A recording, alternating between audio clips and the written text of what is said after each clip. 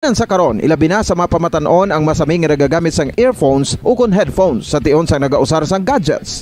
Apang, ano bala kalawig ang aton paggamit sang earphones kag headphones? Nakahibalo bala kamo mga kabombo nga ang tuman kalawig nga paggamit sini ang makatugas ang ear noise o kon acoustic trauma? May pila naman ka tips nga makabulig agud mahalungan naton ang aton dulunggan kag pamatinan. Dapat nga ipabilin nga yara lang sa 60% ang volume sang aton nga mga earphones o kon headphones. Likawan nga masobra sa 4-5 ka oras ang tayuyon nga paggamit sang earphones o kon headphones. Magtala na sang 15 minutos nga break matapos ang 1 ka oras sagod nga makapahuway ang aton palamatinan. Masami nga tinluan ang earphones o kon headphones kag mas maayo nga gamiton ang duha ka earpiece sang aton nga mga earphones.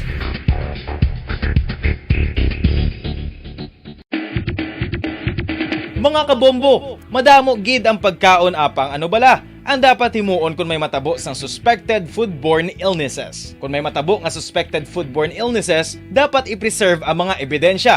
Kung may bahin sang suspected food nga nabilin, taguon ini. Putson sang maayo kag ibutang sa freezer. Magpabulong sa gilayon. Kung ang sintomas nagapadayon o kung nagalala, gilayon nga magkadto sa doktor agud magpakonsulta. Hindi man magkalipat nga i-report ang insidente sa local health department. Mga kabombo, nakahibalo bala kamo? Naghampak na sa 3 million ang natapikan sang COVID-19 sa Pilipinas. Mataas sa gihapon ang active cases sa bugos nga pungsod. Kag 50 mil na ang mga nagtaliwan bangod sa sini nga virus. Hindi magkumpiyansa. Depensahi ang kaugalingon kag ang imo mahal sa kabuhi. Magpabakuna na batok sa COVID-19. Pahanumdom nagikan sa Bombo Radyo Bacolod. Basta Radyo Bombo! Isa ka bala sa mahinuptanan nga ido, mangin responsable nga dog owner. Bilang nagapanag-iyas ang ido, siguraduhon nga ang mga ini ang regular nga nabakunahan batok sa rabies. Ipaidalom ini sa mandatory registration. Siguraduhon nga hindi ini manginlayaw o kon magsigilagaw o kon libot sa mga kalye o kon sa anuman nga mga public places. Imo man responsibilidad nga mapag-groom ang mga ini, matagaan sa bastante nga pagkaon kag shelter. Responsibilidad mo bilang pet owner nga gastuhan ang anuman nga gastuhon medikal sa tion nga makakagat ang imo ido. Rabies is preventable. Mangin responsable nga dog o kon pet owner.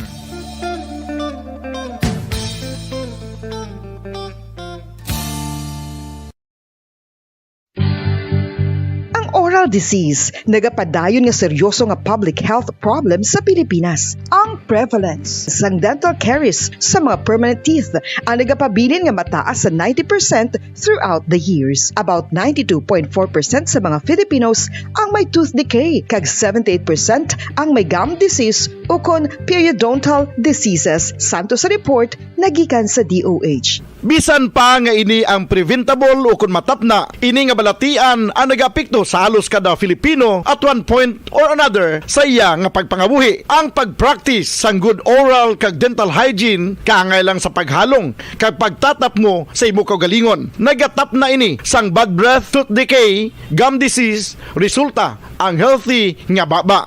Ang healthy nga baba o kon mouth, maayo nga indicator nga maayo man ang imo lawas. Gani, halungan gid ang aton nga dental health.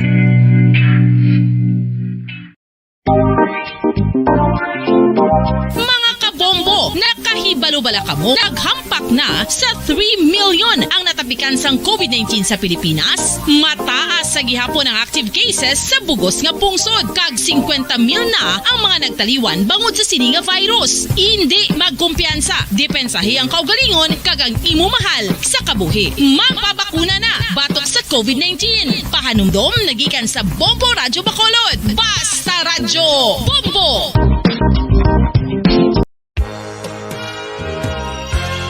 Yari na ang isa sa nakapabaylo kag nakabaton sang brand new radio set with AM and FM band kag 1,000 pesos cash. Nagikan sa Bombo Radyo Bacolod. Ko si Anisito Delicano, taga Libertad Extension, Bacolod City. Nagbabaylo ko sang radyo nga ginatag sapon sang Action Radio kay nagaungot sa ilalang estasyon. Hindi ko kapamati sang iyasang bumbo. Mga lapit man sa katuig ni nga ginatag nila sa akon. Amo na mo lang ni ang imo nga mamatian ang action radio lang. Amo ini nga radyo ang ginapangatag nila. Gindala ko di sa bumbo kay pabayluan ko iyasang bumbo nga radyo nga wala sa ungot sa isa lang ka stasyon. Kag manami kay bag-o kag wala guba, may suga pa. Kag ang 1,000 nga ginatag sang bumbo, napasalamat gid ko kay may nagbakal na kusudan. Sing una ga vendors ko kay ginkakasama kami sa Libertad, di way nakukan sa balay na lang ang akon bata ang mga nagasuporta sa akon. Ay bakal ko bulong may may apo ko kag taas akon sugar. Nga pasalamat gid ko sa Bumbo Radio sang ginatag nila nga 1,000 kag ang radyo. Salamat gid. Basta radyo Bumbo number 1. San o ikaw ulihi nga nag-ilis ang sponge nga ginagamit mo sa paghugas sa mga kitchen utensils? Ang kitchen sponge mga kabombo, ang mas mahigko pa sa toilet. In fact, ginpahayag sang microbiologists nga ang mga buta nga ginagamit naton sa pagtino sa mga dishes, ang pinakahigko nga bagay sa balay. Sa isa ka pagtuon nga na-publish sa journal nga Scientific Reports, ang spongy bacterial colonies ang mas delikado sa aton ikaayong lawas. Bangod sini, ginarekomendar sa mga researchers nga dapat islan ang sponge kada simana. Ang kitchen ang lugar sa aton balay kung sa diin nagasugod ang mga new bacteria. Bangod sa human traffic kag food preparation. Bangod ang sponge ang masami nga warm, mabasa kag matrace ang old food. Ini ang ideal nga breeding ground para sa bacteria. Suno sa pagtuon, maayong idea nga tinluan ang sponge kada tapos gamit. Apang ginasuggest sa mga researchers nga regular nga islan ang kitchen sponge. Ang kitchen ang lugar sa aton balay kung sa diin nagasugod ang mga new bacteria. Bangod sa human traffic kag food preparation. Bangod ang sponge ang masami nga warm, mabasa, kag may trace ang old food. Ini ang ideal nga breeding ground sa para sa bacteria. Suno sa pagtuon, maayo nga idea nga tinluan ang sponge kada tapos gamit, apang ginasuggest sa mga researchers nga regular nga islan ang kitchen sponge. Mga kabombo, madamo gid ang pagkaon apang ano bala ang dapat himuon kung may matabo sang suspected foodborne illnesses. Kung may matabo nga suspected foodborne illnesses, dapat i-preserve ang mga ebidensya. Kung may bahin sang suspected food nga nabilin, taguon ini. Putson sang maayo kag ibutang sa freezer. Magpabulong sa gilayon. Kung ang sintomas nagapadayon o kung nagalala, gilayon nga magkadto sa doktor agod magpakonsulta. Hindi man magkalipat nga i-report ang insidente sa local health department. Mga pamaagi para mangin matinlo kag safe ang aton mga pagkaon. Ipabilin nga matinlo ang palibot. Isiparar ang hilaw sa naluto ng mga pagkaon. Lutuon sang maayo ang mga pagkaon nga dapat lutuon. Taguon ang mga pagkaon sa safe nga temperature. Depende sa kinahanglan sang klase sang pagkaon. Maggamit sang safe nga tubig kag raw materials.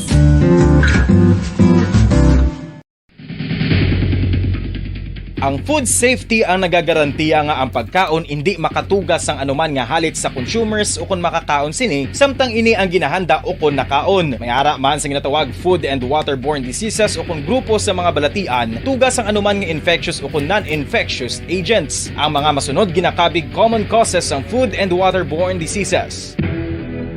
Unsafe nga ginahalinan sa ginainom nga tubig, improper disposal of human waste, unhygienic practices, unsafe food handling and preparation.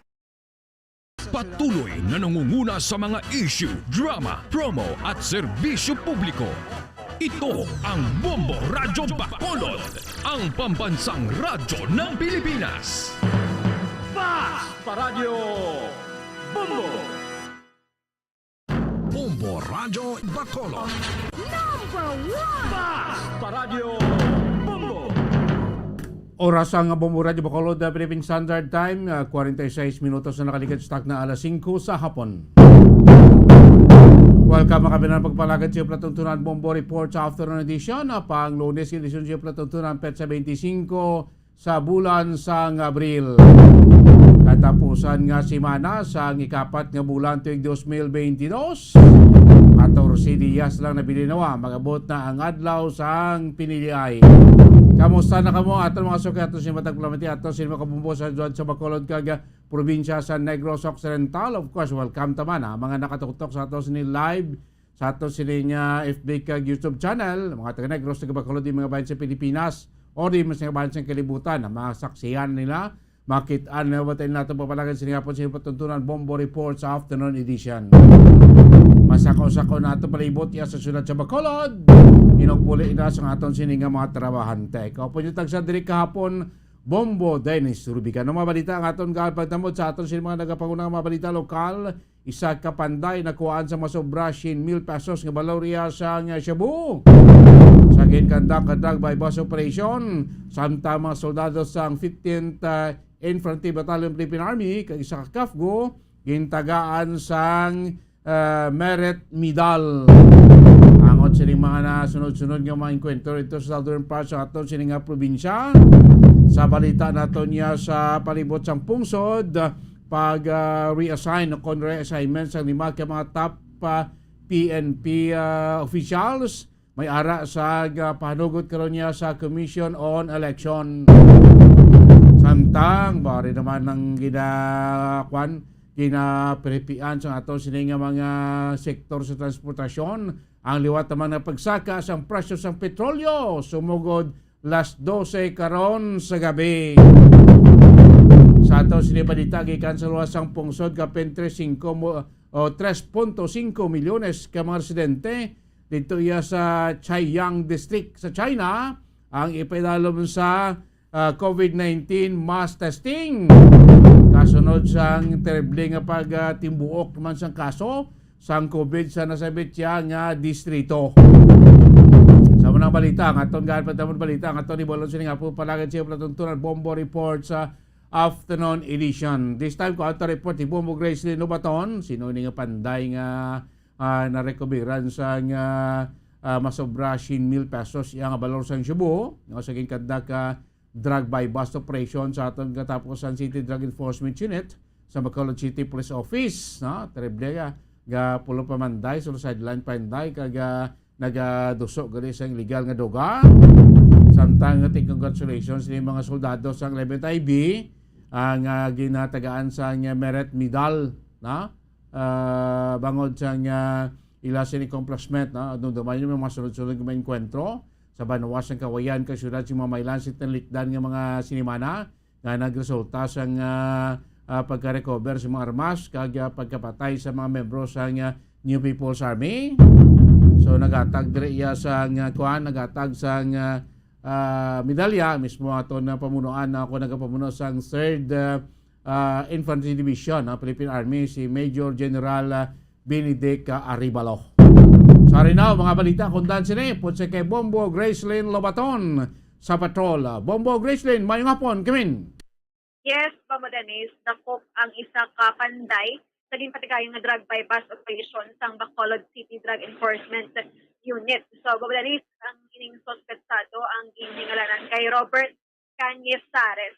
Robert Cañizares, nag-edad sa 33, kag-residente sa Purok Rojas, Barangay Tangob, ginakabi niya street level individual. Babalanis, nakuha sa iya ang 17 tanan ka mga gramos sang suspected shabu, kag may ara sang balor nga 115,600 pesos na ang total man sinitanan sa nakuha sa iya. Kag di siya babadanis isa man sa mga ginatuganan sa supply, no, or nagakuha na siya sa supply sa ginakuhaan man anay sa kanadakpan nagigad man si Mana dira sa Barangay Tangob, no, gipatigayunan man sa drug bypass operation sang CDEU nagigad lang to gani babadanis sa Domingo. Kag after sinati nadakpan man si Robert, no, at naman ining si William Cabiles kag ang upod niya sini nga si Soto, no, o si alias Soto, si William ni siya pamodernis kag ang isa ya pagigkaupod amo ni ang nadakpan ligad nga nagakuha sang supply kay Raymar, no, Raymar Mosqueda nga dakpan sang Police Station 8 naman niya modernis. So si Raymar Mosqueda ni may ginakuhaan nila na tatlo tanan ni Robert Cañizares ang nadakpan man sang kagapon sa o kung kagabi sa drug bypass operation sa Barangay Tangob, no. Sa Barangay Tangob, Udanis, madamo-damo para dira ang nagabalog-bulog-balagya o sang ining ginadumilian nga droga, no, according man sa aton nga nakuha information sa head ng CDEU nga si President Joven Mugato. Babadanis pasakaan sa kaso nga section 5 kag section 11 under RA 9165 babadanis. Bombo Gresling, kung kita madumdumanta kuno balaan tabla sa una dinakpanay sa droga daw kadagdag ko nga mga bulyom, no? Subong ang dakpanay ti daw hindi masiling nga gagmay gid mo siling ka mga 17 gramos dako naman no. Galing kid daw laptablas bong, no? Daw ginpalapta nila gulo ginagmay nga bulyom para guro style natin kung magdinakpanay gagmay nga bulyom sa dagdag lang dako nga bulyom sa katawo, ti madakpan gani kundi dako nga bulyom ang ma-recover daw na subong style nila bumbog reason to ginalaptan na blagulo ginagmay lang nga bulyo mao. Yes, po Dennis, may mga taktika man sila, no? Kung ang mga kapulisan ta may mga tactics man sila naga-amat-amat po Dennis. Diskarte man. No? Yes, diskarte man nila kay pang bugas-bugas na lang bala po Dennis, mga ginagmay pa kabudlay nga daan nga kung madakpan ang isa di kurentihan ay balabong mo Dennis parehas ni sa mga dakpan sa barangay Tangog sa isa lang sila sang ginakwaan nga source kag makambal ka ba lang parintehan na inis lang mo Dennis di ang malain sini ang mga magparentehan na nga daan kis mo Dennis nagainaway man no galabot sa punto na sila mismo ang pinatsanay no kaya kita mga balita nga nakuha man bala mo Dennis nga may ara sang patay nga engaged bala no ini nga tawo sa illegal drugs no so posible man ng ilang mga upod ang nagadagdag sa ila ba mo Dennis So magtinadloanay na nagya si Kwanto madakpan ti tudlo man si Kwanto ti pagkasong adlaw dakop naman si number 3 pagkasong adlaw dakop naman si number 4 galing kasi linggo mo na daw style naman lang daw padamo nila mga distributor nila so gulo ginagmay lang nga bulyom para kung magdidakpanay gamay lang bulyom siyang siyabong ma-recover importante madakpan gapon sa atong pulisan. Yes, exacto ginaba ba Dennis kag may harapan na yan tawag nga referral mo kung ubos na ang supply sa isa i-refer ka to no sa kilala yaman nga isa no kay para nga ang magamit sini hindi man malabo ba Dennis kompromiso kung maglain no ang pamatsyag kung hindi makagamit sang illegal nga droga. Para kung may customer sa to ti inyo way nako di kuano way nako di stock urot na niya ti kuano to na kay kuano madala sa ako nagsugo si mo Yes, basi gani may group chat na sila mo Dennis. Correct. Yes. So, mo Dennis, kamatian ta bala ang pahayag no sang head sang Bacolod CDEU nga si Police Lieutenant Joven Mugato. Nagabaligya ini sa illegal drugs sa ila palibot. Oo. Sa mga information ma'am gin validate the surveillance natin ini. Nagkanda sa bypass operation kontra na sa iya kag matigayon ng ikain na ma'am. Walo di tanan kang sa ma'am sang suspected shabu. Kada nga aton diri nga bypass money ng 700 pesos. More or less ma'am 17 grams man lang ni kag standard drug pricing ni 115,000 pesos. Yung suspectado, sir, may record na nakakagita ko abi? Wala ni siya record, ma'am. Sa aton, ma'am, magbuta lang ini na-identified, pero according sa aton mga information ini, na baton, mga dugay na ini sa nga para baligya naga-retail sang ginadumili ang droga, ma'am. Oo, konektado na siya sa duwa. Isa lang na sila ka source, ma'am. Sa atin, ma'am, isa lang na sila ka source. Very to? Yes, ma'am. Okay. Aside sa pagbaligya, sa isang droga, ano pag ining-opera sa suspected? Kung may nagpapamanday ni siya, ma'am, kay kung may applyan kita pang construction, pang panan ni siya, ma'am, nagpapamanday. Ano ang mga kaso ng iya pagkatubangan, sir? Siguro mga mapile natin ang violation sa Republic Act 9165, Section 5 kag 11. Amba Dennis, ang pahayag sang head ng CDEU si Police Lieutenant Joven Mugato sa successful naman nga drug by bust operation. Madanis sa pagkakabalita no may ara sang 33 tanan ka mga soldado sang 15th Infantry Battalion ang gintagaan sang Merit Award madanis no. Kag ang award nga ini o kung ang mga 33 nga ini madanis ing katuan gini sang commanding officer sang 3rd Infantry Division nga si Major General Benedict Arevalo madanis no para ma-recognize na wala ang mga ginhimo no nga pagpakigbato bala against sa makawala nga grupo kon NPA madanis sa bahin sa Banwa sang Kawayan sa barangay Kaliling madanis no gad bala nga encounter dito no sang April 19, 2022 kung sa diin nagresulta ini sa isa ka NPA member nga senior citizen madanis na patay no. Kung 62 years old.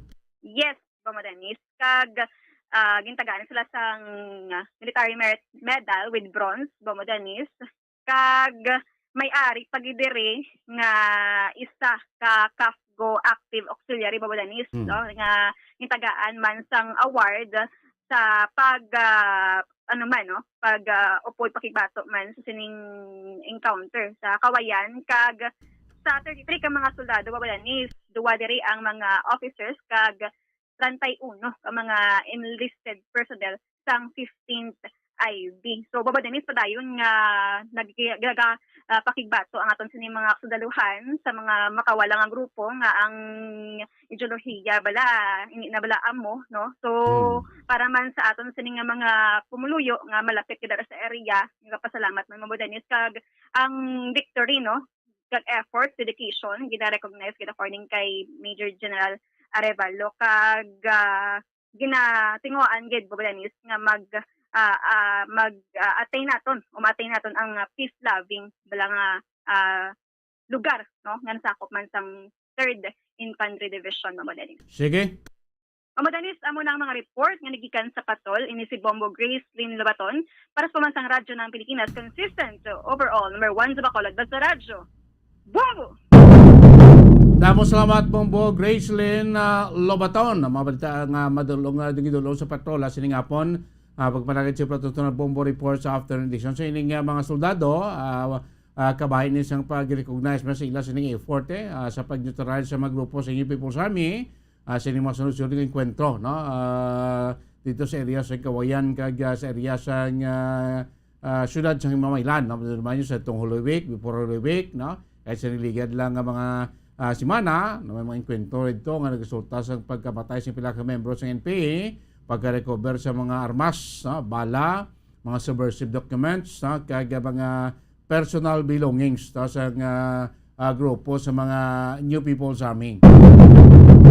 Daw gabalos-balos na subong mga iningkwentrohan na sa Other Negros, tiniligad to sa kagihulngan, Negros Oriental. Piyak na sa Mamaylan, binukid, panawag kagihulngan area na Negros Oriental, tabok-tabok na area, daw mo na nga wala to man ang sugata sila sa mga tapuya sang Philippine Army.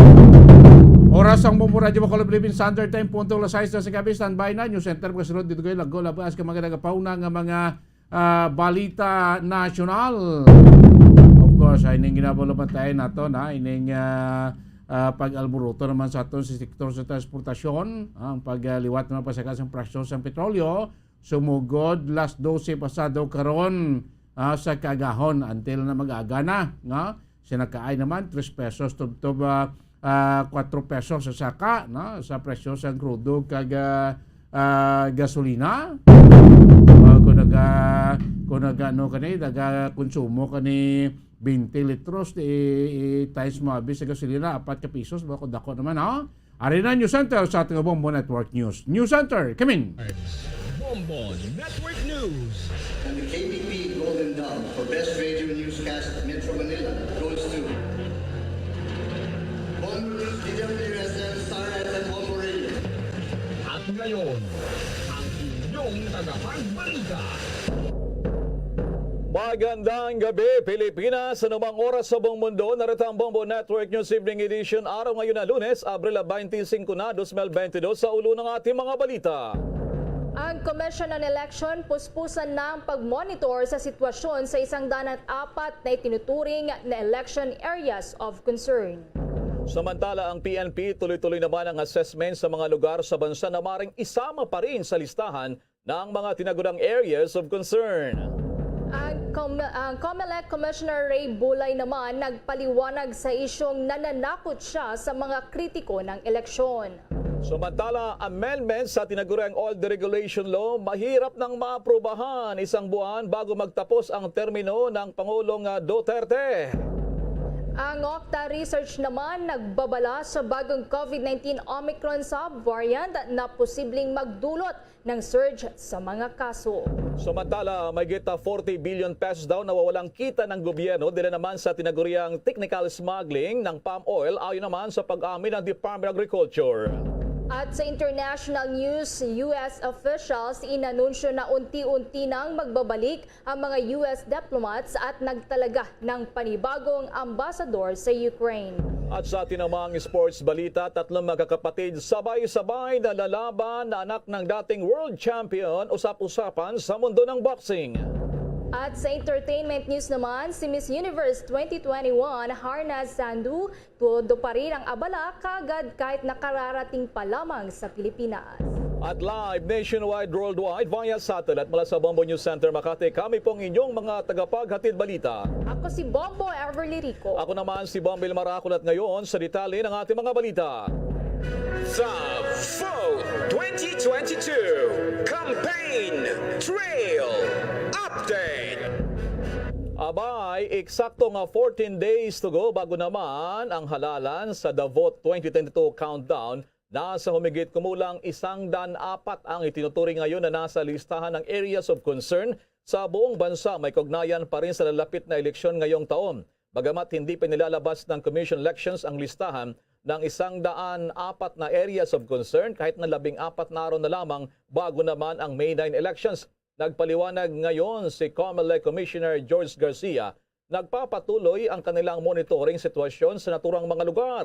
Inilimbawa pa ng opisyal, may mga instances daw o kaya naman ay mga pangyayari kung saan ang mga lugar na nasa tinaguriang green ay dinideklara na nasa red o areas of grave concern.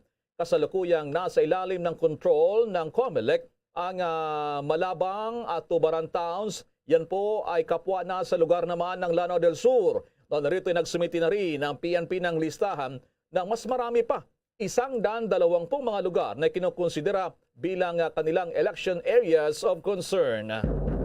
Samantala, tuloy-tuloy naman ang assessment ng PNP sa mga lugar sa ating bansa na maaaring isama pa sa listahan ng mga areas of concern. Ito ang sinabi mismo ni PNP Public Information Office Chief Police Brigadier General Roderick Augustus Alba. Matapos ngang ihayag ni PNP Chief Police General Junardo Carlos na 2 lugar sa Lanao del Norte ang nadagdag sa mga itinuturing na areas of concern ng PNP. Kung matatandaan, una nang nagsumite ang PNP sa COMELEC ng listahan ng 105 mga bayan at 15 mga syudad na itinuturing na areas of concern. Paliwanag din ni Alba na anumang oras ay maaaring magbago pa ang listahan ng areas of concern dahil tuloy-tuloy ang kanilang assessment na ginagawa sa mga lugar na ito. Partikular din anyang tinututukan ng PNP ang mga lugar na nasa red category o yung may pinakamataas na banta ng karahasan. Una na ring sinabi ni General Carlos na nakalatag ang paghahanda ng PNP sa seguridad sa halalan at gayon din sa monitoring na lang ang kanilang ginagawa hanggang sa araw ng botohan. Samantala, issue pa rin sa mainit na politika, nilinaw ni Vice Presidential Candidate at Senate President Vicente Soto III, walang withdrawal talks sa kanyang pakikipag-usap naman sa telepono kay Liberal Party Leader at Senate Minority Leader Frank Drilon. Sa katunayan, hindi niya ito magagawa ni Senator Drilon dahil sa mas kilala nila ang isa't isa. Inihag din ng senador na wala siyang natanggap na tawag mula sa ibang kampo para hilingin na matras ito sa pagka-vice-presidente o sa kanyang vice presidential bid. Narito, inamin ito nga si Senator Drilon, tinawagan niya itong si Senate President para sa posibleng unification talks. Subalit nalinaw naman ni Drilon, hindi niya kinukubinsi si Senate President Soto para sa posibleng Robredo-Soto tandem. Nanindigan din naman itong Senator Drilon na nanatiling consistent anya si Vice President Robredo at Senator Kiko Pangilinan, ang kanyang running mate naman para naman sa May 9 elections. Samantala, sa iba pa nating balita, dyan pa rin sa COMELEC, abay, ilang opisyal ng COMELEC nagpaliwanag ngayon matapos umani ng mga batikos kaugnay daw sa sapin na pananakot sa mga kritiko sa lalapit naman na halalan. Abay, mga detalye pa niyan si Bombo Dennis Samito. Nagsalita na Bombo Elmar, Bombo Ever, itong opisyal ng Commission on Elections, partikular na si Commissioner Ray Bulay, kaugnay dun sa issue ng sinasabing nananakot sila ng mga kritiko ng nalalapit na 2022 presidential and local elections. Ayon kay Bulay, wala sa kanyang mga naging pahayag nitong nakalipas na linggo ang anumang pananakot doon sa mga nagbibigay lamang ng simpleng kritisismo, kundi yung nais manabotahe sa anumang paraan dito sa nalalapit na eleksyon ang pinatutungkulan umano ng kanyang pagpuna. Pero ito umano ay dadaan sa prosesong legal at hindi kagaya ng binabanggit ng ilan na kanyang pepersonalin o bibigyan ng ibang aksyon at ipapaaresto sa mga tauhan ng Armed Forces of the Philippines. Ito umano ay tungkol sa kabuuan ng mga hahadlang sa proseso ng eleksyon ang kanilang sinasabi na ipapaaresto. Para sa opisyal, na-twist ang kanyang mga naging pahayag at nabigyan pa ng maling kulay. Wala daw sana silang planong patulan pa yung naturang mga pahayag, ngunit baka raw ito'y magdulot ng kalituhan at maling kaisipan sa publiko. Hangad din umano ng komisyon na mapanatili ang transparency sa kanilang election preparation, kaya umano naglalabas sila ng kanilang regular statements. Narito ang bahagi ng pahayag ni Commissioner Ray Bulay ng Commission on Elections. So, ang sinabi ko to those that will comment lawless violence by inducement with respect to the results of this election, you will be met with the full force of the law. And it's no threat. It is the truth. And so I am actually warning people to obey the laws kung sakaling hindi nila alam. Nowhere in the whole video did I ever mention the word threat and critic. Ang bahagi ng naging pahayag ni Commissioner Ray Bulay ng Commission on Elections dito pa rin sa usapin ng pananakot umano doon sa mga pumupuna o bumabatiko sa ilang paghahanda ng Commission on Elections dito sa nalalapit na halalan. Bombo Elmar? Bombo Dennis, talaga nagpapakita lamang maging ang Malacanang aminado ang pinakamakapangyarihan sa panahon ngayon ng halalan ang COMELEC, Bombo Dennis. Hawak nila ang mga EAP, ang PNP at iba pang ating mga sa kanilang otoridad ngayon, Bombo Dennis. Pero ang aminin ba niya na magagamit daw ang PNP at EAP kung sakasakali doon sa mga kritiko? May nababanggit ba siyang ganyan, Bombo Dennis? Nabanggit nga yan ng Bombo Elmar, pero yung pakahulugan kung paano nga gagamitin, doon daw nagkaroon ng twist. Pero sabi niya, yung hahadlang, haharang sa proseso ng eleksyon, yun ang pwedeng i-arestuhin ng militar at pulisya, pero hindi yung pumupuna, lalo na kung constructive criticism naman, Bombo Elmar. So yan yung sinasabi ni Commissioner Ray Bulay at ng iba pang mga opisyal ng poll body. Bakit si Commissioner Bulay lamang, Bombo Dennis, ang nagsagawa ng press conference ngayon, Bombo Dennis? Ito kasing si Commissioner Garcia ay may commitment, may appointment sa ibang lugar at dapat nga ngayon, Bombo Elmar, nakasalang siya dito sa ating interview ngayon. Kaya lang naghingi ng paumanhin itong si Commissioner Garcia dahil nasa eroplano sila ngayon, Bombo Elmar, para doon sa kanilang mga lakad, para din sa iba pang aktibidad may kinalaman sa election preparation. At itong si Commissioner Ray Bulay muna ang humarap sa media na nagabang kaugnay nga dito sa mga update na binibigay ng poll body. Oo, itong nababanggit mo si Commissioner Garcia, nasa Dumaguete pala sila, Bombo Dennis, ngayon hapon para magsagawa din ng mga pagpupulong kasama yung mga politiko, Bombo Dennis. Doon sa usapin na Bombo Dennis, nababanggit natin kanya, 104 yung mga areas of concern, Bombo Dennis. Ito ba'y maaaring mabawasan pa? Kasi ang sabi ng PNP, posibleng dumami pa. Pero how about sa issue ng mabawasan na, Bombo Dennis? Well, pwede din yan, Bombo Elmar. Two side of coin nga, ika nga, no? Madadagdagan kung magkakaroon ng mga related violence dito sa eleksyon. At kung sakasakali naman, mag-iiba yung figure niyan. Dahil maaaring idagdag pa yung ibang mga lugar na may mga kahalintulad na kaso, habang aalisin naman yung mga area na talagang kasi may mga under investigation, Bombo Elmar, na mga kaso na naiuugnay dito sa nalalapit na eleksyon. But in reality, doon sa pag-verify ng mga otoridad, natutuklasan yung ibang mga insidente ay personal grudge kung tutuusin. At yung iba naman ay wala talagang kinalaman dito dahil insurgency yung pinanggagalingan at hindi talaga away politika, Bombo Elmar. So maaaring matanggal ito doon sa listahan ng mga areas of concern at areas of immediate concern, Bombo Elmar. Sige, maraming salamat sa mga updates na yan sa Comelec, Bombo Dennis. Para sa Bombo Network News, Bombo Dennis Hamito nag-uulat para sa Pambansang Radyo ng Pilipinas, Basta Radio, Bombo!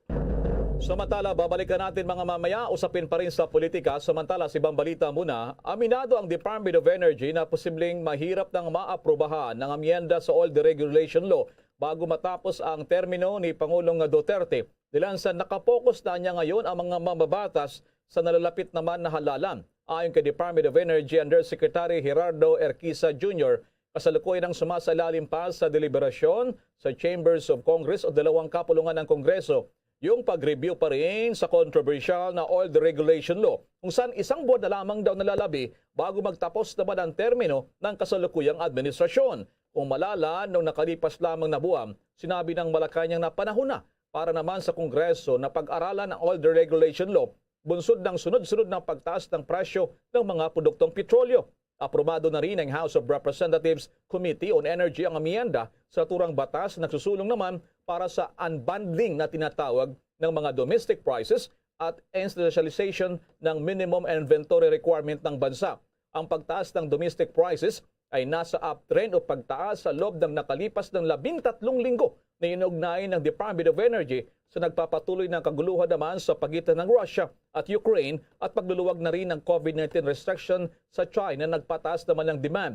Base nga sa latest data na available mula naman sa Department of Energy, yung adjustment ay mayroong net increase na 15 pesos na and 45 centavos kada litro para naman sa gasolina. Umaabot na rin sa 27 pesos na at 35 centimos kada litro sa nakalipas na pagkataas naman para sa krudo at inasahan na bukas ay meron naman nagbabanta na oil price hike. Samantala naman doon sa kerosina, umaabot na raw sa 21 pesos and 55 centavos as of April 19 na ang taong kasalukuyan. Kaugnay pa ng balitang yan, ang Department of Energy naman walang nakikitang problema sa supply ng kuryente sa 2 linggo bago ang May 9 elections. May pag-uulat si Bombo Gerald Uleb. Tiniyak ng Department of Energy na sapat ang supply ng kuryente 2 linggo bago ang halalan sa Mayo 9. Ayon kay Department of Energy Undersecretary Gerardo Erquisa Jr. sa ngayon, ay wala pa raw silang nakikitang problema sa supply ng kuryente sa buong bansa. Karaniwan kasing duminipis ang supply ng kuryente pagdating ng summer dahil na rin sa tumataas na demand nito bunsod ng mainit na panahon. Wala rin umano silang nakikitang kakulangan sa reserba sa unang 3 linggo ng Mayo at sakop dito ang May 9 elections. Sa panahon ng halalan sa ilalim ng automated election, ay kailangan ng sapat na supply ng kuryente dahil ang mga vote counting machines o VCM na gagamitin ay nangangailangan ng elektrisidad. Kailangan din ito sa transmission ng mga election result na kailangan din ang kuryente. Wala akong brown out, no? Sufficient naman tayo. Ang ano lang natin para mamanis din natin ang sa mga kababayan natin. Iba-iba ho kasi ang pinanggagalingan ho ng serbisyo natin ng kuryente. Meron generation, meron transmission at distribution. Transmission ang ay superhighway.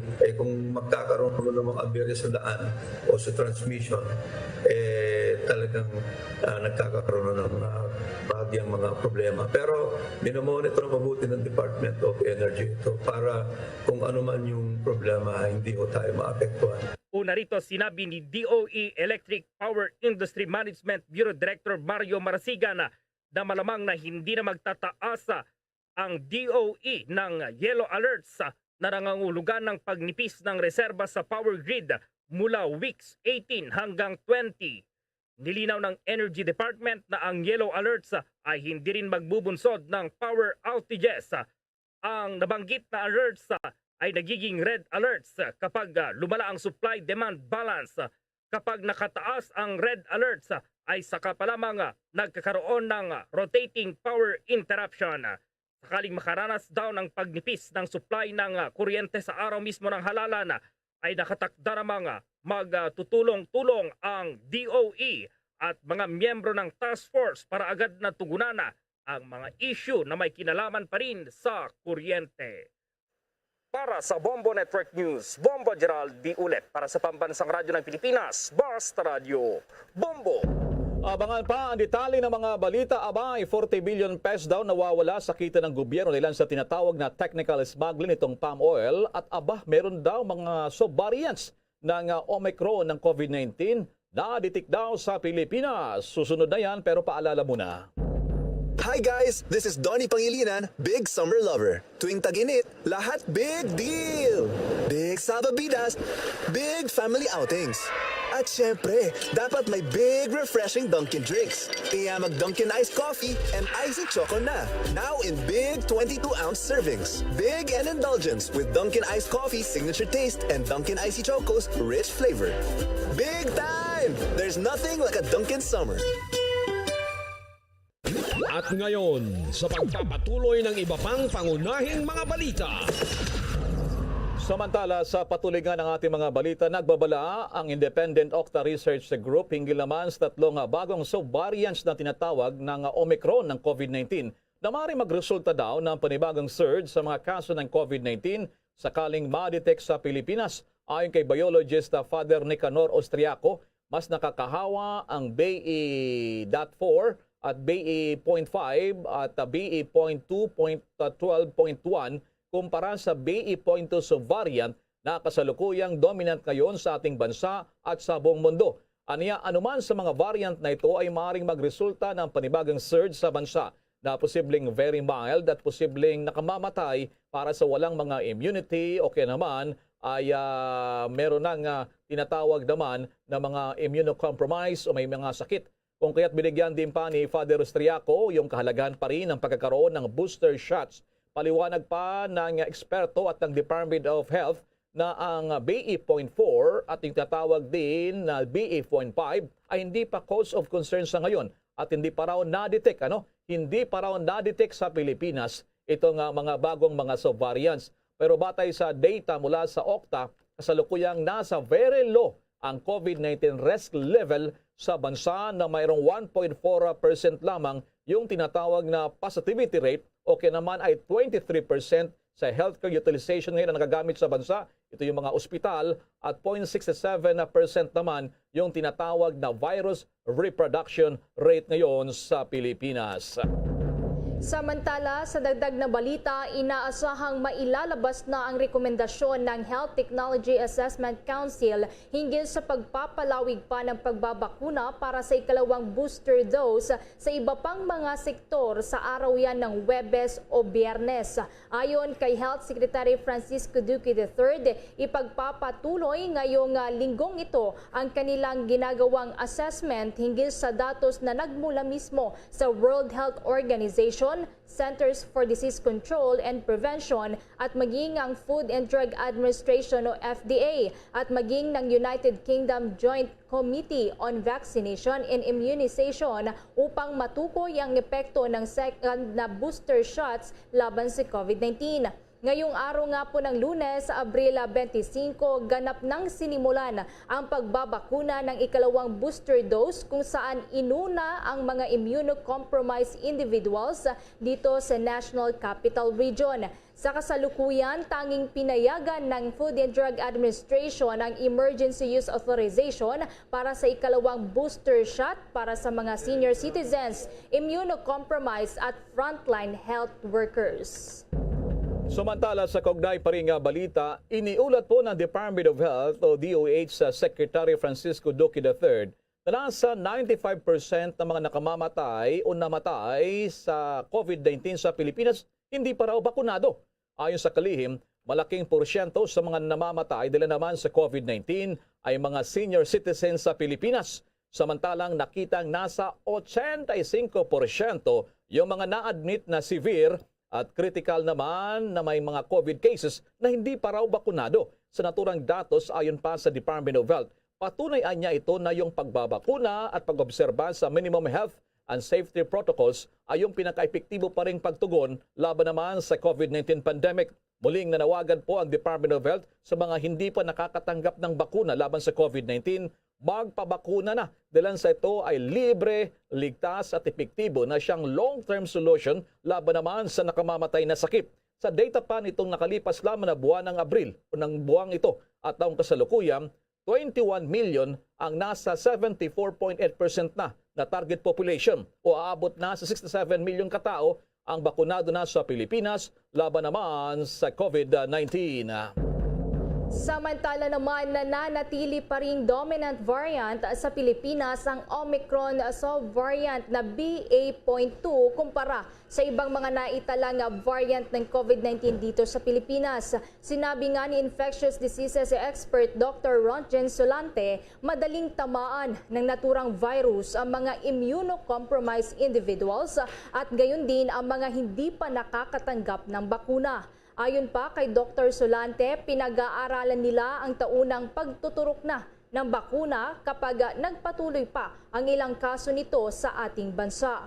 Paliwanag din ni Dr. Solante na hindi maiiwasang mag-mutate ang virus kaya't mas mainam na protektado sa sakit ang malaking bilang ng ating populasyon.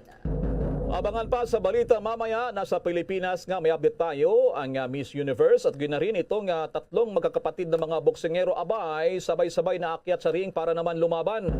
Pero bago ang balitang yan, mahigit sa 40 billion pesos daw nawawala sa kita ng gobyerno. Dilan pa rin sa tinatawag na technical smuggling. Ito namang palm oil. May mga detalye pa yan si Bombo J. Nabuna.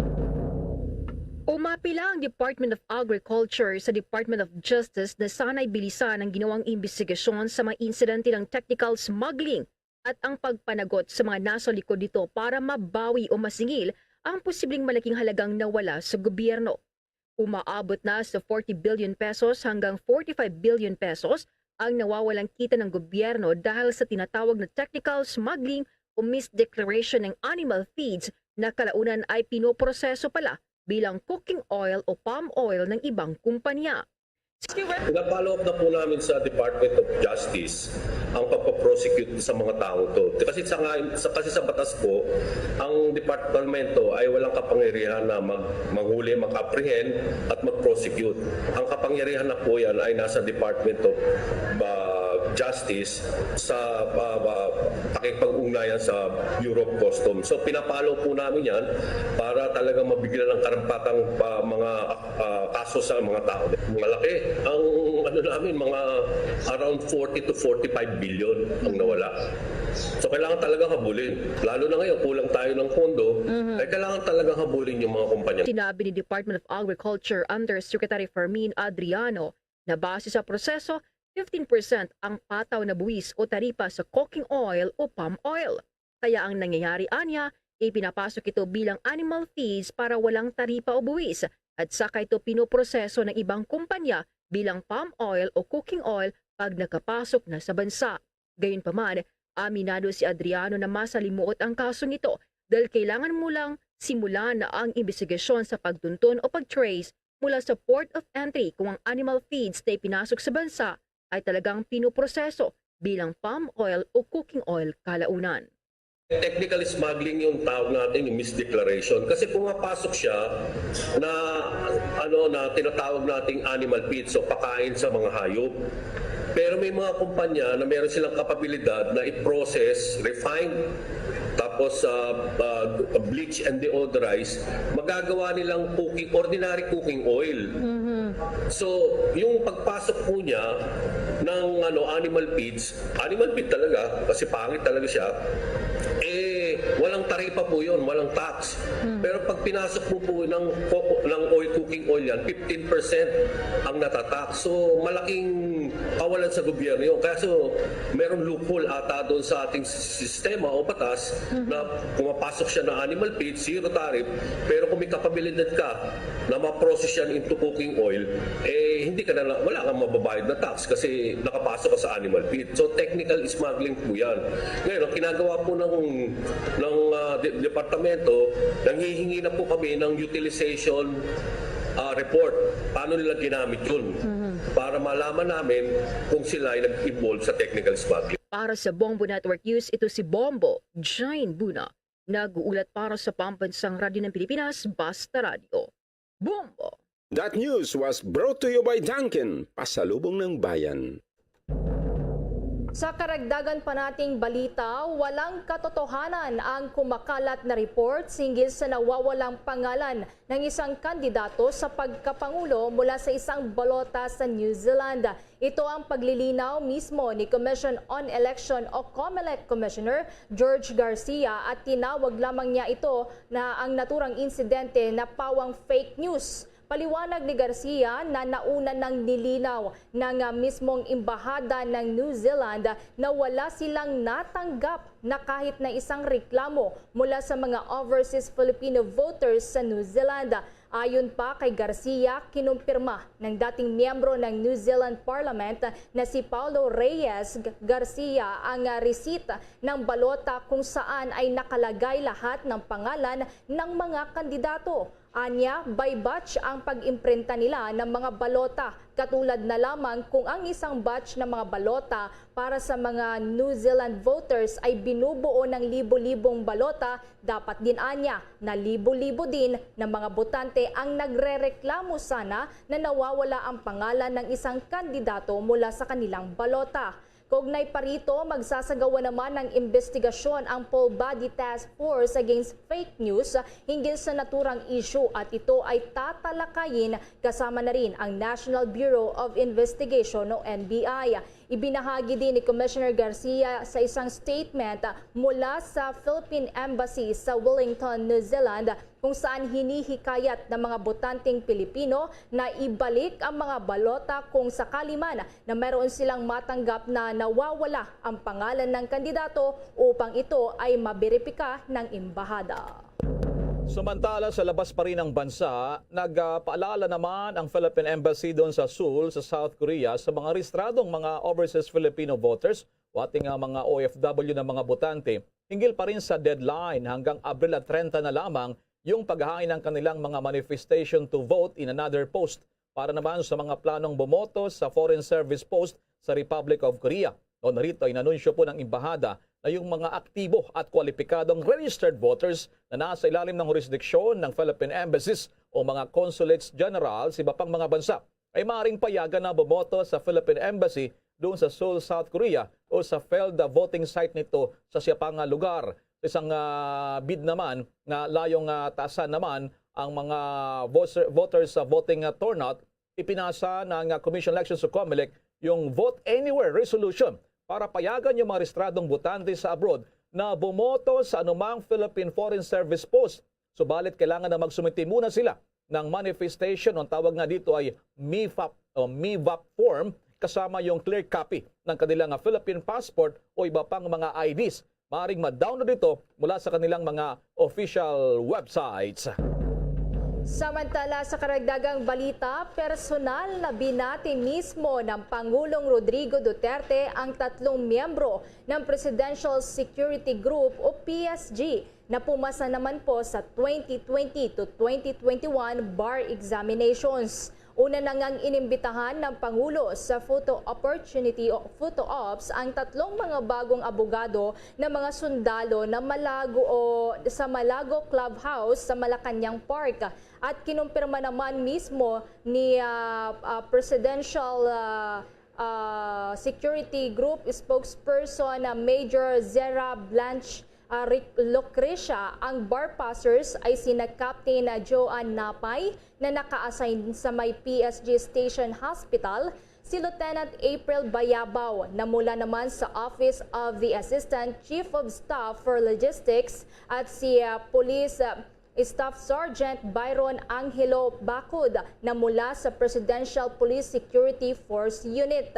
Sinasabing naikwento ng Pangulo sa mga bar passer ang kanya ring personal na eksperyensya bilang isang abogado at prosecutor. Nagbigay din daw ng tips ang Commander-in-Chief kaugnay sa trail techniques at iba pa upang ito ay maituloy ang kanilang practice kahit nasa Armed Forces of the Philippines o nasa pribado na. Kung maalala nga, una na ring inilabas ng Supreme Court na umaabot sa 8,241 ang mga nakapasa mula sa kabuang 11,402 na mga examinees o law graduates. Ito nga po ay makalipas na 2 taon na rin na hindi ito natuloy dahil pa rin sa pandemya. Sumatalas, iba pa natin ang mga balita mga kabombo kay Star Nation. Muli na namang nilinaw po ng National Capital Region Police o kaya naman NCRPO na nasa 70,000 hanggang 80,000 lamang yung mga bilang ng mga dumalo sa Grand Campaign Rally. Itong si Vice President Leni Robredo kasabay ng pagdiriwang ng kanyang karawaan sa Macapagal Boulevard sa Pasay City.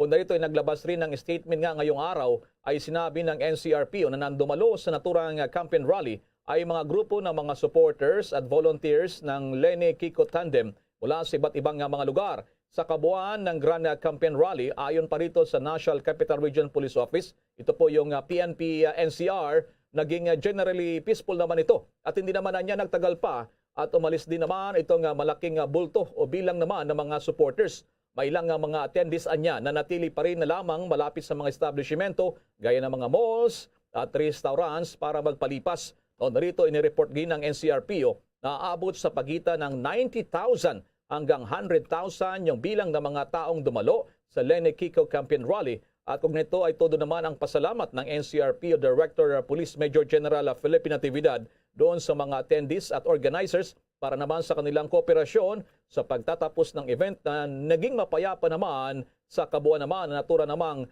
magdamaga naman na rally.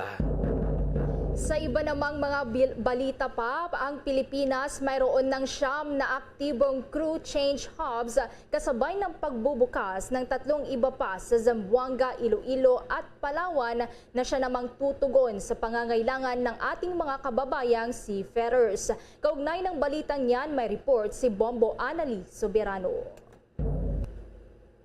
Ipinagmamalaki ngayon ng Department of Transportation ang 9 na active crew change hubs na operational ngayon sa bansa na siyang nagpoproseso sa mga kakailanganing dokumento ng ating mga seafarers. Batay kasi sa direktiba ni Department of Transportation Secretary Art Tugade, mahalaga ang mga nasabing hubs para sa ating mga seafarers. Sa ngayon, bukas na rin ang 3 bagong crew change hubs at operational na ito sa mga ports ng Zamboanga, Iloilo at Puerto Princesa sa Palawan. Ang bagong crew change hubs ay inactivate noong March 14, March 21 at April 8 ngayong taon. Ang DOTR Maritime Sector ang siyang nanguna sa pagbukas ng mga bagong crew change hub na binubuo ng Philippine Ports Authority, Office of Transportation Secretary, Maritime Industry Authority o Marina at iba pang mga concerned government agencies. Ang iba pang crew change hubs ay matatagpuan sa Manila South Harbor, Port Kapinpin sa Orion, Bataan, Sasa Wharf sa Davao at Batangas sa ilalim naman ito ng PPA. Habang ang 2 pang ibang crew change hubs ay matatagpuan sa Subic at sa Cebu City. Ayon kay Secretary Tugade, binuo ng pamahalaan ang crew change hubs para i-process ang mga dokumento na kinakailangan para i-facilitate ng mga seafarers. Sinabi ng kalihim, malaki kasi ang naiambag ng mga seafarers sa ekonomiya ng bansa. Paliwanag pa ng kalihim, ang pagtatayo ng crew change hubs sa iba't ibang lugar sa bansa ay bahagi ng kanilang hakbang para panatilihin ang maritime operations sa kabila ng striktong pagsunod sa health protocols dahil sa COVID-19 pandemic. Ang crew change hubs ay minamanduhan ng mga sumusunod na government agencies, ang DOTR at ang attached agencies nito,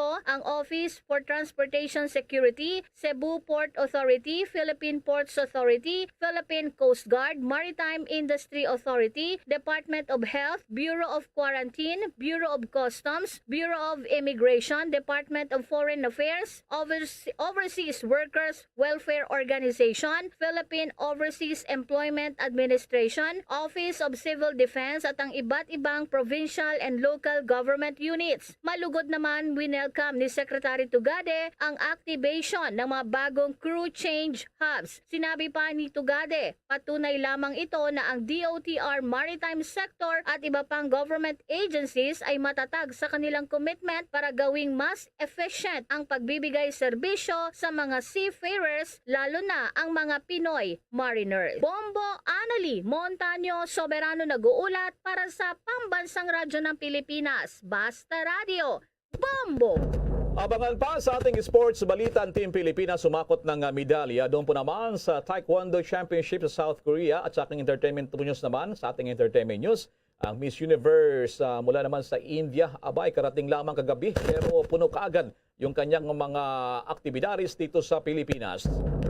Samantala sa patuloy pa sa ating mga madalita, pinamamadali na ng Department of Agriculture sa Department of Justice ang pag-imbestiga dito naman sa smuggling down na agricultural products kasabay ng paghimok ng pagbabawal sa illegal na pagpasok ng mga commodities dito sa Pilipinas.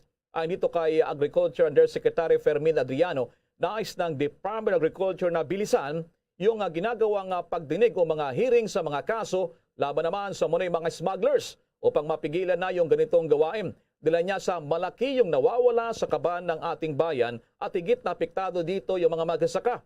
Ang payag na ito ay kasunod naman ng ginagawang pagbusisi o investigasyon ng Kongreso, susapin pa rin ang smuggling dito po naman sa mga agricultural products sa bansa kung saan sangkot umano yung ilang matataas na personalidad sa illegal na kalakalan. Malala na sa ginawang pagdinig sa Senado kamakailan o nakalipas na buwan ay pinangalanan doon yung 4 na mga personalidad na manoy sangkot sa tinatawag na mga vegetable smuggling. Sa karagdagang balita, maaaring pumalo sa 4.3% ang inflation rate sa Pilipinas ngayong taon.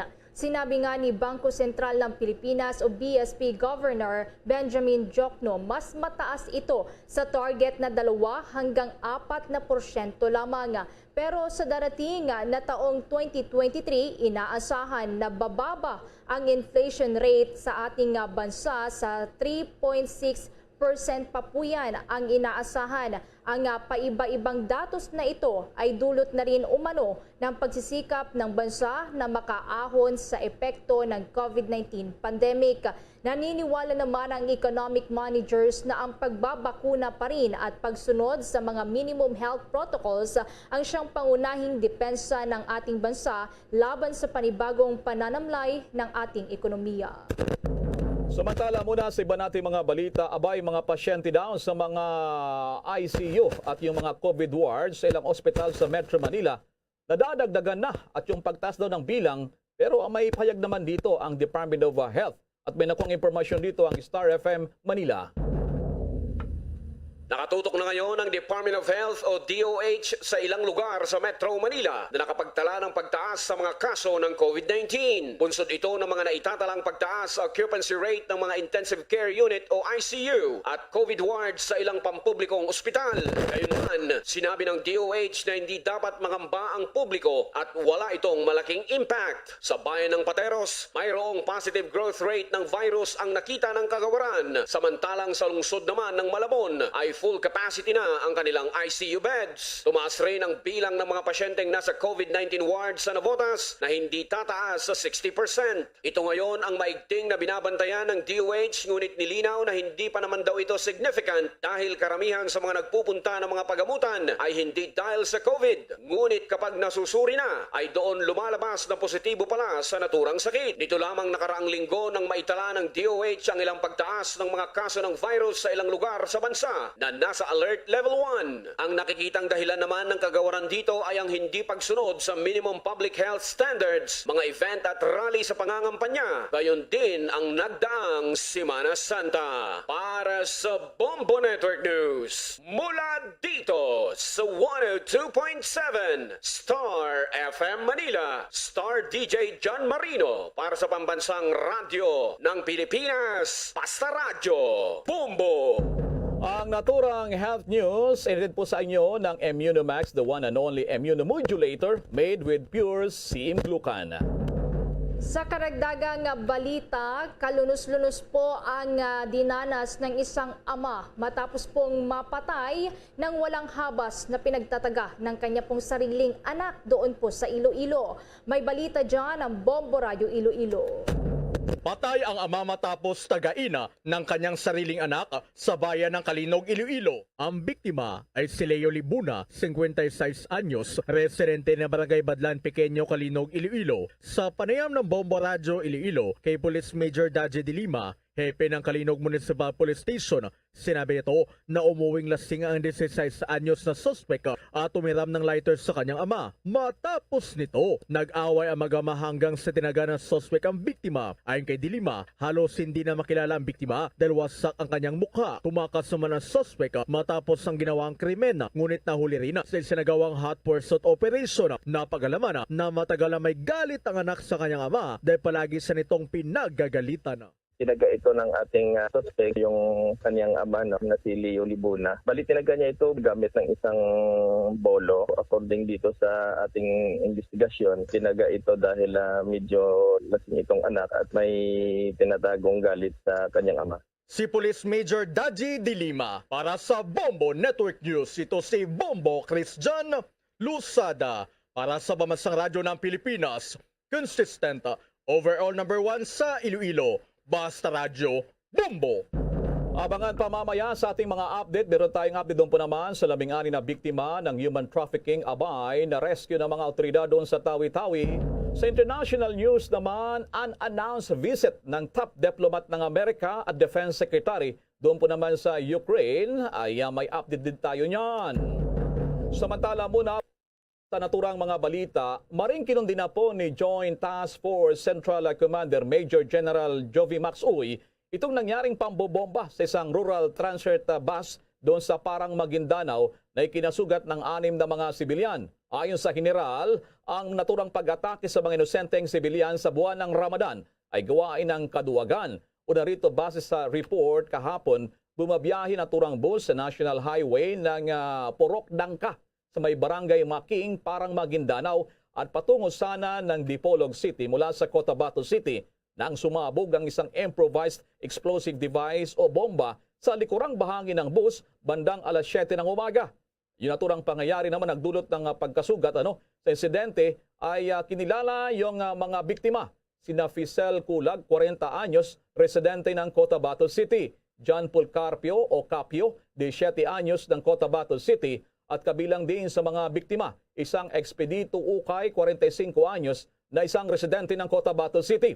Isang Benjamin Wahab, 32 anyos, ng Cotabato City. At si Pastor Bularon, 53 anyos, residente naman ng Dipolog City. At isang Elgin Palma, 30 anyos, at ang konduktor nga ito ng bus at residente naman ng Dipolog City. Una rito na-recover at na matagumpay na na-diffuse na mga nagresponding tropa na Explosive and Ordnance Division. Yung pangalawang bomba naman, ito po rin ay isa pa ring improvised explosive device o IED na nasa kabilang dulo naman ng bus.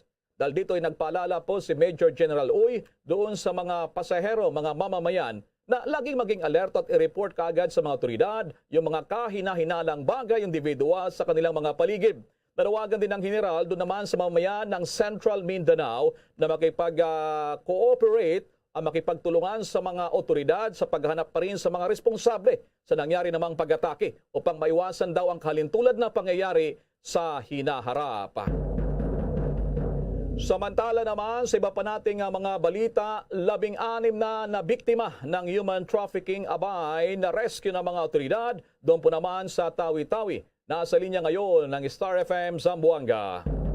Matagumpay na nailigtas ang 16 na biktima ng human trafficking matapos magsagawa ng joint law enforcement operation ang otoridad sa Bungao Pier, Tawi-Tawi. Ayon sa ulat, ang mga biktima ay galing umano sa iba't ibang probinsya ng Luzon, Visayas at Mindanao. Sakay ang MV Crystal Dream 3 na barko, umalis galing sa lungsod ng Zamboanga bago sila tuluyang nailigtas sa nasabing lugar. Ang mga biktima umano ay dadalhin sa Tawi-Tawi patungong iba't ibang bansa sa pamamagitan ng backdoor through Malaysia. Sa ngayon, ang mga biktima ay kasalukuyang nasa kustodiya ng Tawi-Tawi Maritime Police Station para sa dokumentasyon at wastong disposisyon, habang patuloy namang ginagawa ang follow-up operation ng mga otoridad sa iba pang parehong insidente. At yan ang ulat mula rito sa himpilan ng 93.9 Star FM Zamboanga. Ito si Star DJ Sky, nag-uulat para sa Bombo Network News at Pambansang Radyo ng Pilipinas at #1 radio network in the country, Basta Radio.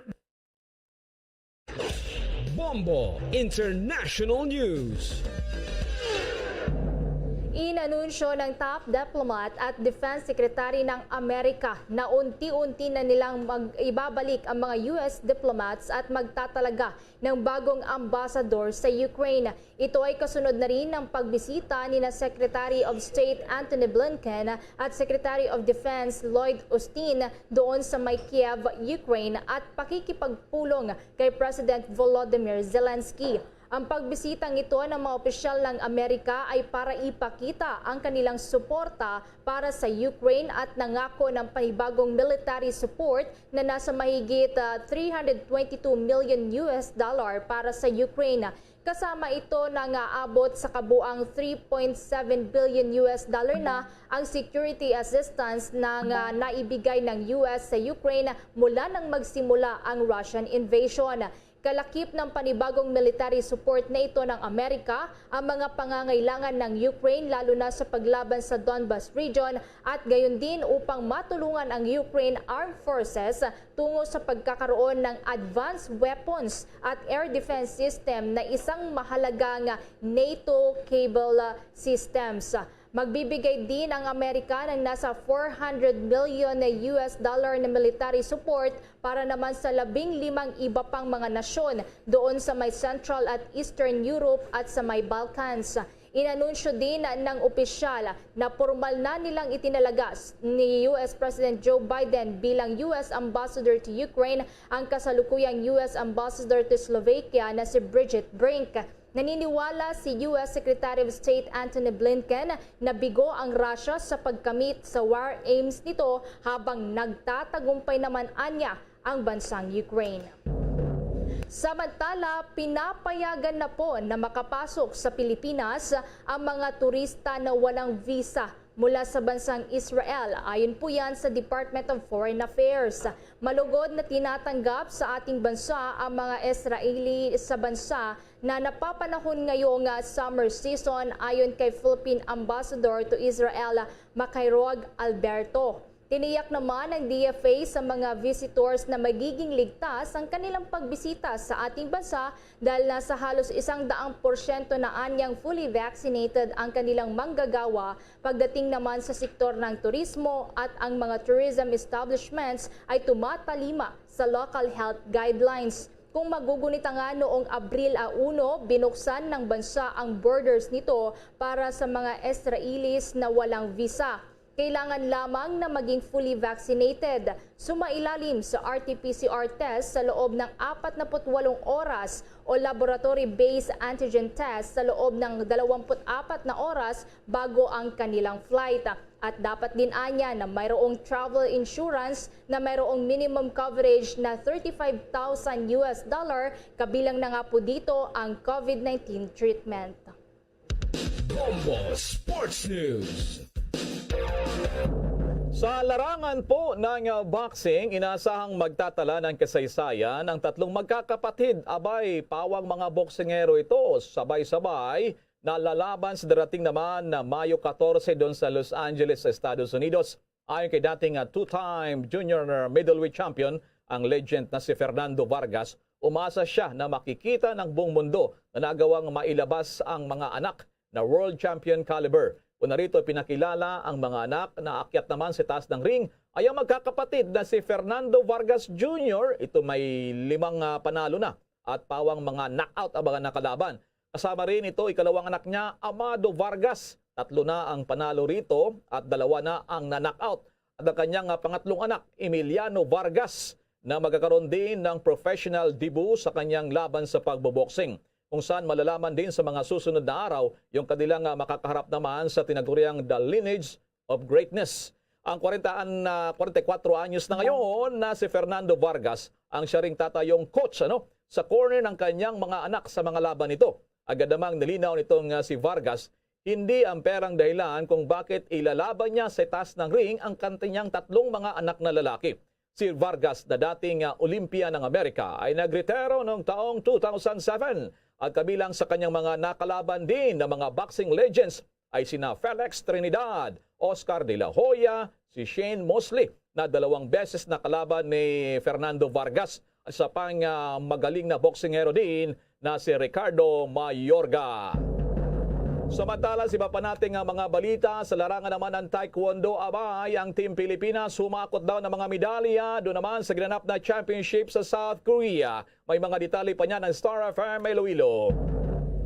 Humakot ng medalya ang Team Pilipinas sa katatapos na Goyang 2022 World Taekwondo Pomsei Championships sa South Korea. Pinatunayan ng national team veteran na si Ernesto Guzman Jr. ang kanyang abilidad at talento matapos na makuha ang isa pang world title belt sa recognized male under 50 individual event. Tinalo ng 40-year-old Tugigaraw Cagayan native na si Guzman sa final match si Hak Dong Kim ng Korea upang tanghaling muling bilang world champion. Hindi ito ang unang pagkakataon para kay Guzman na manalo ng World Championship. Nagtapos ang 16-man Team Pilipinas sa ika-6 na pwesto sa overall standings na mayroong 1 gold, 2 silver at 2 mga bronze medals. Ang World Pomsei Championships ay nagsisilbi bilang huling tune-up para sa karamihan sa mga miyembro ng Team Pilipinas na lalaban sa SEA Games sa Vietnam. Samantala, narito pa ang ibang mga medalist. Silver medal ang nakuha ni na Ian Matthew Corton at Maria Nicole Labay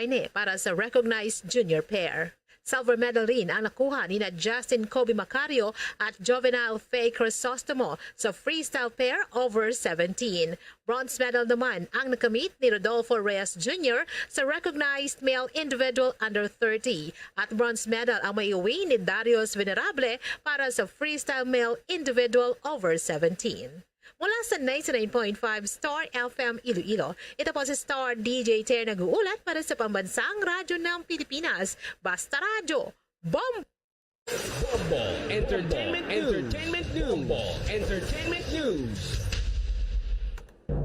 Naging abala agad si Miss Universe 2021 Harness Sandu sa kanyang advocacy sa isang araw mula nang dumating siya sa Pilipinas kagabi. Ngayong araw ay pinangunahan ng 22 anyos na Indian beauty queen ang forum na may temang period pains tackling the challenges of menstrual equity sa isang hotel apartment sa lungsod ng Pasay. Mga youth advocates ang karamihan sa kanyang audience kung saan layunin ng Miss Universe 2021 na maipalaganap ang kaalaman sa pagdating po yan sa kahalagahan ng menstrual health at ng menstrual hygiene management sa Pilipinas.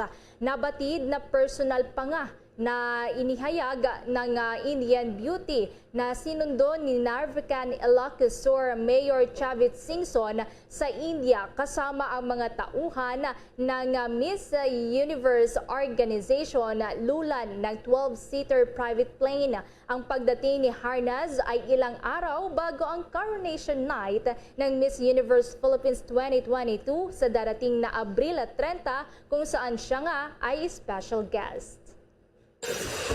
Bombo Business News. Inamin ng European Union na posibleng may kinalaman sa oil embargo ang susunod nilang pang-ani na pagpapataw ng sanction package laban sa Russian oil imports dilan sa walang tigil pa rin na pag-atake sa Ukraine. Gayunman, inamin ng European Commission na umano'y handa nilang smart sanctions ay kung saan ay tiyak na tatalab daw yung may mabigat na epekto nito habang malit lamang ang collateral damage sa mga bansang miyembro ng European Union. Sa ngayon na hindi pa napagkasunduan ang oil sanctions pero maaaring kasama daw sa unti-unting pag-phase out sa pag-angkas sa Russian oil o naman ang pagkapataw ng taripa sa kung saan nga doon po naman sa itinakdang presyuhan. Ang Russia ang pinakamalaking oil supplier sa Europa na nagbibigay naman hanggang sa 26% ng mga imported oil doon o noong taong 2020.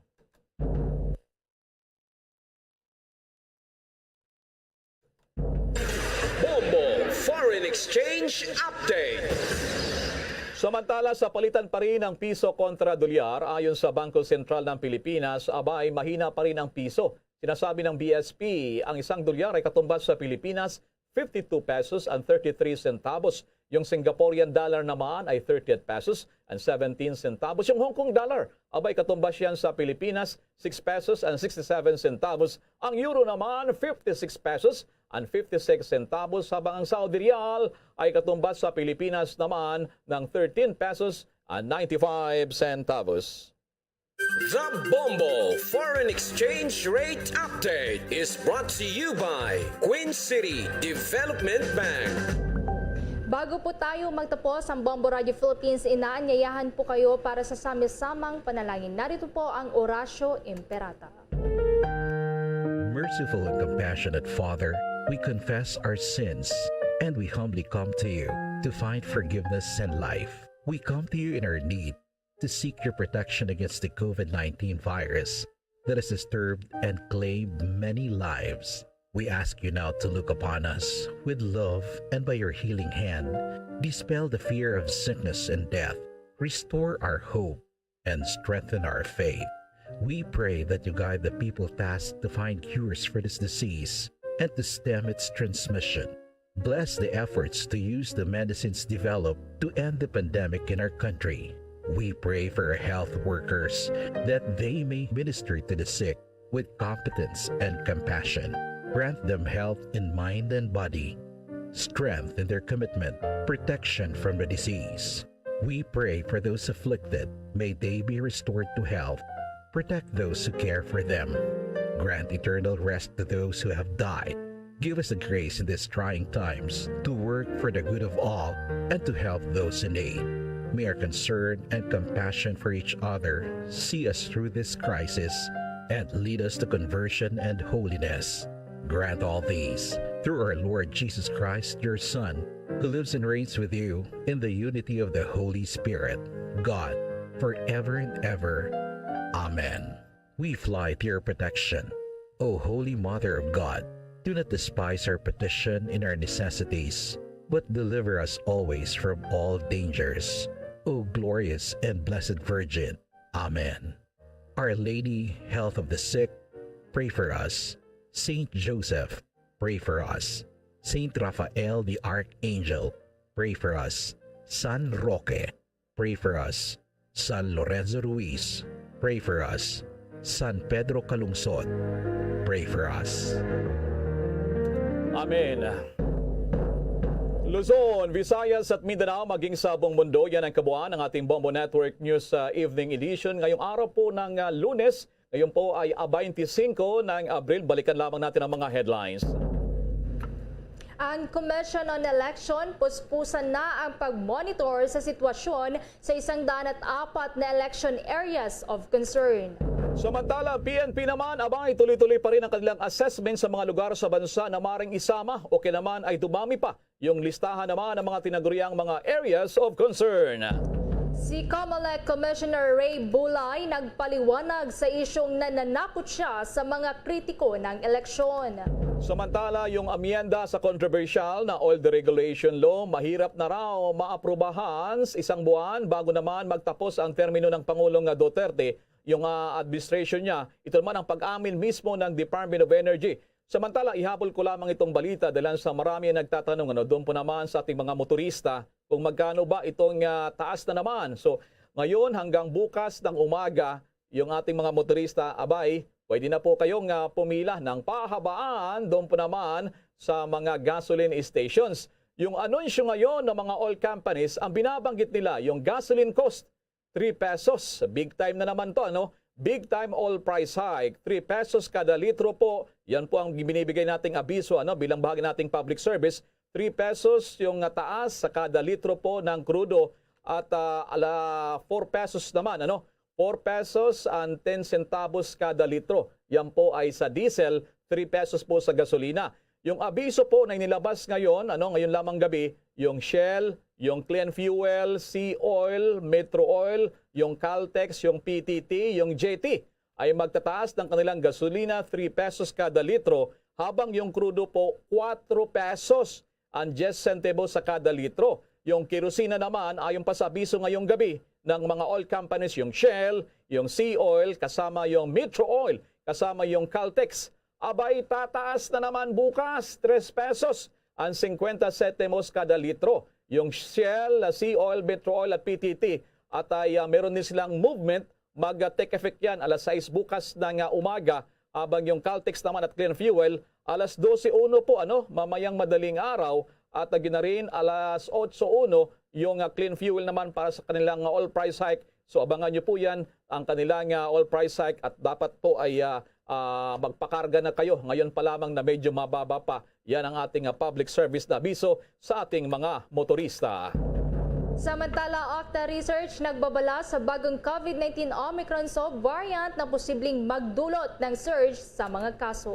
Mahigit naman 40 billion pesos na walang kita ng gobyerno dila naman sa technical smuggling ng palm oil, pag-amin naman ng Department of Agriculture. At sa international news, US officials inanunsyo na unti-unti nang magbabalik ang US diplomats at nagtalaga ng bagong ambassador sa Ukraine. Sa sports balita naman, 3 magkakapatid sabay-sabay na lalaban sa anak ng dating world champion, usap-usapan naman sa mundo ng boxing. At sa entertainment news, Miss Universe 2021, Harnad Sandu, tudo pa rin ang abala kaagad kahit kararating pa lamang sa Pilipinas. At live nationwide, worldwide, via satellite. Mula sa Bombo News Center Makati, kami po ang inyong mga nakasamang naghatid ng mga balita. Ako si Bombo Everly Rico. Ako naman si Bombel Maracol para sa Pambansang Radyo ng Pilipinas, Basta Radyo Bombo. At sumainyo ang kalipunan ng maiinit at pangunahing mga balita sa Bombo Network News. Hatid sa inyo ng Pambansang Radyo ng Pilipinas, Bombo Radio Philippines. Basta Radyo Bombo.